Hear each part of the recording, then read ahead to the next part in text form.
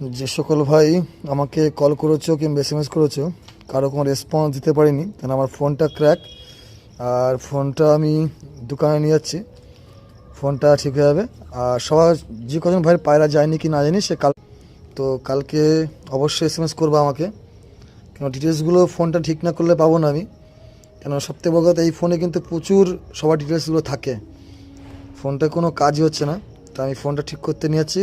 আর এটা নতুন ফোনে যেটা আমি ভিডিও করছি, এই ফোনে কারো ডিটেলস নেই। তো আমি এই হোয়াটসঅ্যাপটা এই ফোনে একমাত্র আছে। তো আগের দিন ভিডিওতেও আমি দিয়েছিলাম যে ফোনটা ভেঙে গেছে, এবং অনেকগুলো বলতে পারে, এদিকে শুনতে পাচ্ছি বলছে আমাদের রেসপন্স করিনি, সে করিনি। তো সকলকে জানি আর কি, সবার পায়রা যাবে, ঠিক আছে? কেউ বাড়ি ছেড়েই বলো না এদিক ওদিকে, তো পায়রা নিশ্চয়ই যাবে।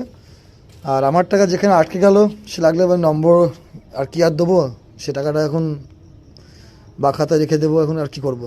কারণ সে নম্বর বন্ধ করে দিয়েছে, নম্বর বলছে সুইচ অফ করছি। আমি যেখানে টাকা পাই সেখানে ফোনগুলো সুইচ অফ বলছে। তা যে যার জিনিসটা বুঝে সে বুঝুক, কিন্তু আমার যেটা কর্তব্য সেটা আমার দিতেই হবে।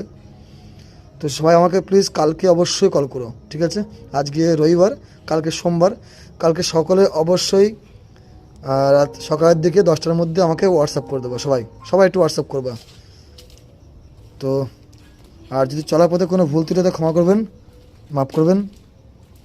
কেন ওদিকেও অন্ধ্রপ্রদেশে টাকাটা জিলানি ভাই টাকাটা আটকে দিল। আশা করি জিলানি ভাইয়ের জন্য আমাকে অনেক কিছু সহ্য করতে হচ্ছে, ঠিক আছে? অনেক বড় ঝামেলা ফেস করতে হয়েছে। তা যেটা করতে হচ্ছে এখন আমার করতে হচ্ছে। সে এখন ইউটিউবে তো বাজে কথা বলা যায় না, কেন সে তো ফোন বন্ধ করে আরামসে ঘুমাচ্ছে, কিন্তু প্রবলেমগুলো আমাকে ফেস করতে হচ্ছে। তো অন্ধ্রপ্রদেশে যারা কিনবেন একটু বুঝে সুঝে কিনবেন, এটা বলে রাখছি। আর আমি কিছু মানুষকে ফোন ঠিক করে ভিডিওগুলো দেবো, যেটা ওর কোথা আটকেছে তার ফটো সব সময় দেবো। তারা যদি কেউ ভালো চায় আমার একটু হেল্প করে দেবে। তো ভালো থাকো বন্ধুরা, সুস্থ থাকো সবাই।